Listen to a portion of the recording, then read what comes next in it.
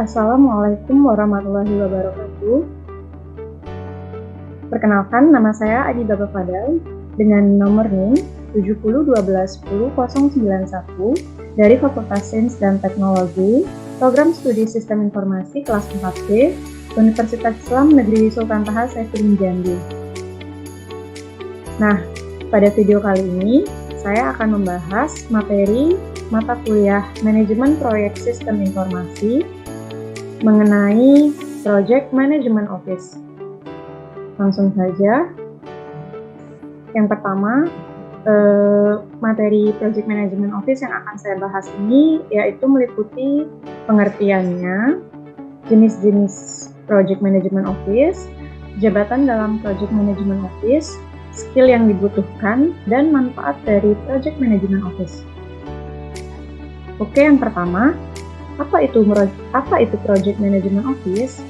Project Management Office atau PMO adalah sebuah tim atau departemen di sebuah perusahaan, internal maupun eksternal, yang membuat dan menetapkan standar proyek perusahaan.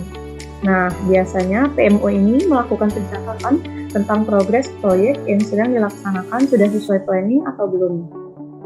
Selain itu, PMO juga memastikan perusahaan kalau setiap proyek yang diadakan harus terlaksana sesuai jadwal dan juga budget.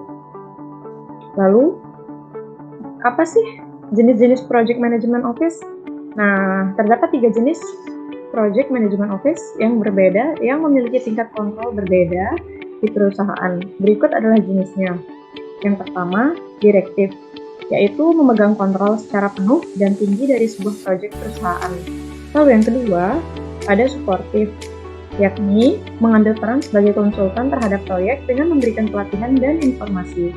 Lalu yang ketiga, ada controlling, yakni memberikan bantuan dan memastikan karyawan menggunakan tools hingga proses pengerjaan proyek dengan benar. Lalu, materi selanjutnya mengenai jabatan dalam Project Management Office. Jabatan yang biasa tergabung dalam satu departemen PMO itu meliputi ada direktur, Project Manager, Program Manager, Project Scheduler, Project Planner, Project Controller, dan Staff Administrasi. Lalu selanjutnya, ini adalah skill yang dibutuhkan dalam Project Management Office. Nah, yang pertama itu atensi terhadap detail. Nah, selama menjalankan proyek, karyawan di bidang PMO itu harus menganalisa laporan secara detail dan hati-hati. Hal ini sangat penting agar memastikan sudah mematuhi standar perusahaan atau belum. Nah, lalu yang kedua, komunikasi. Kemampuan komunikasi yang baik serta efektif adalah hal penting jika kamu ingin bekerja di PMO. Nah, bekerja di Departemen PMO ini mewajibkan kamu untuk berkomunikasi ke berbagai banyak pihak, internal atau eksternal menggunakan berbagai media pilihan. Lalu yang ketiga adalah skill problem solving. Nah, problem solving ini saat menjalankan sebuah proyek seringkali terjadi masalah yang di luar rencana planning atau budget. Nah, dengan mempunyai skill ini, kita dapat mencari kreatif lainnya agar semua rencana proyek bisa terlaksana sesuai yang diinginkan. Lalu yang keempat, tetap tenang dalam pressure. Untuk menyelesaikan berbagai rintangan dalam menjalankan proyek, kamu harus tetap tenang dengan segala pressure yang dilalui. Selain itu, kemampuan meregulasi emosi juga sangat diperlukan agar menjaga situasi dan kondisi proyek tetap aman. Nah, yang kelima itu organisasi. Terakhir, kemampuan mengorganisir dan melacak setiap progres yang ada di PMO sangatlah diperlukan. Dengan kemampuan ini, kamu jadi punya skill mengumpulkan data dan informasi setiap progres yang ada lewat project management tool yang ada agar tidak berantakan. Lalu yang terakhir, manfaat dari adanya Project Management Office. Nah, apa sih manfaatnya? Nah, saat dalam sebuah proyek perusahaan memiliki Project Management Office, ada manfaat yang diperoleh, yaitu yang pertama, bisa membantu Board of Director menentukan prioritas dari sejumlah pilihan investasi dengan mempertimbangkan biaya, manfaat, risiko, dan waktu.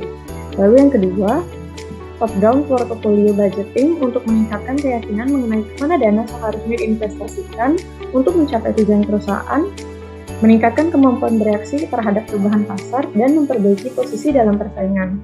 Lalu yang ketiga, membantu manajemen dalam mengelola anggaran untuk memudahkan perusahaan menyusun anggaran dan perubahan, khususnya perubahan skala prioritas investasi.